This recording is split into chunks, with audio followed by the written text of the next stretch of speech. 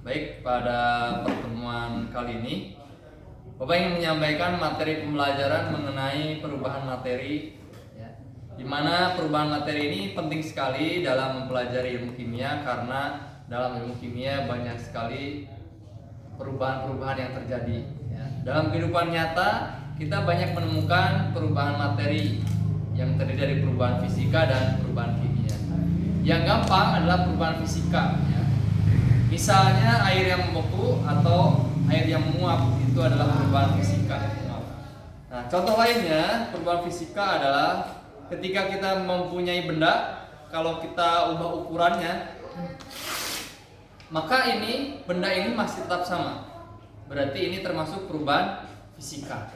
Sehingga kalau kita definisikan, perubahan fisika itu adalah perubahan materi yang tidak menghasilkan zat baru. Jadi zatnya itu masih sama.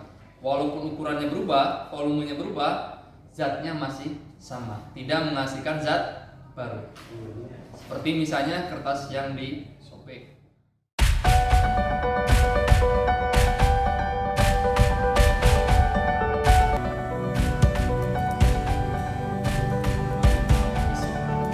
Nah, yang ingin didemonstrasikan pada pertemuan kali ini, nanti kita akan belajar tentang perubahan kimia atau yang sering disebut dengan reaksi kimia. Apa itu perubahan kimia? Yaitu perubahan materi yang menghasilkan zat baru. Jadi antara zat awal dan akhirnya itu berbeda. Jadi ada zat baru yang terbentuk. Nah, pada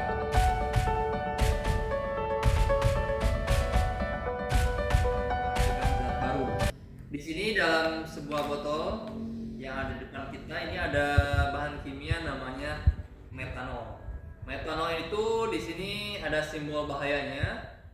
Bisa kita lihat simbol bahayanya itu bergambar seperti gambar api dan ada tulisannya bahan mudah terbakar.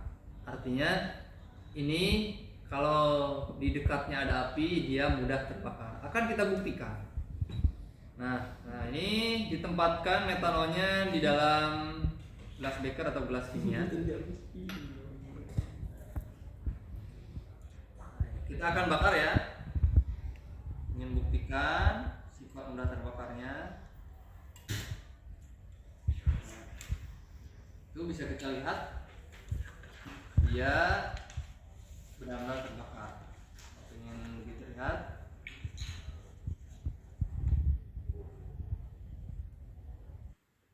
Jadi alkohol yang kita gunakan buat desinfektan, obat luka, itu hati-hati penggunaannya. Jadi dia kalau dekat dengan api dia mudah terbakar.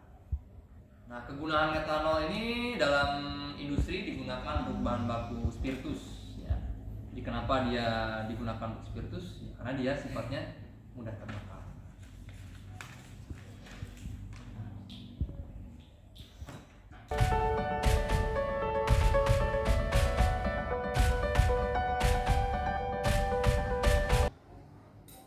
Nah, baik, dalam pertemuan kali ini Bapak ingin mendemonstrasikan tentang perubahan kimia. Sebagai contoh, yaitu perubahan kimia yang terjadi adalah kita mencampurkan antara cairan pencuci kamar mandi ini. Ini dalamnya mengandung asam klorida, larutan asam klorida 17% ya.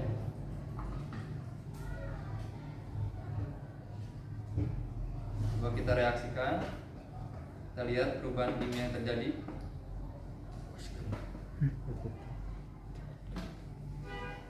Nah, di sini ada potongan aluminium foil ya, aluminium akan dimasukkan ke dalam cairan tadi.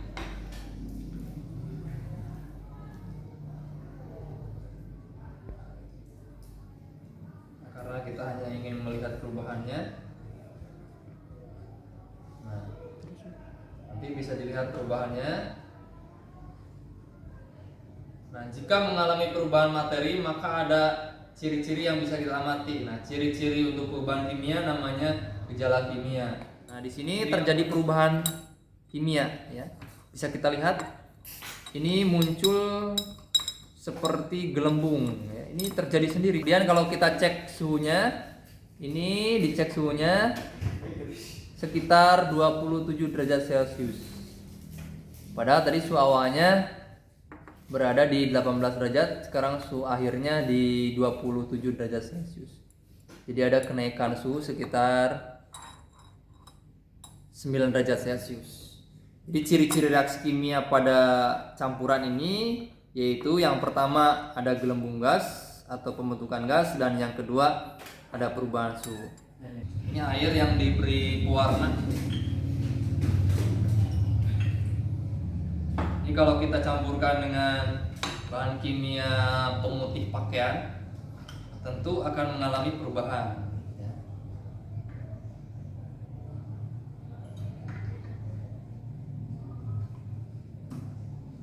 Sedikit saja.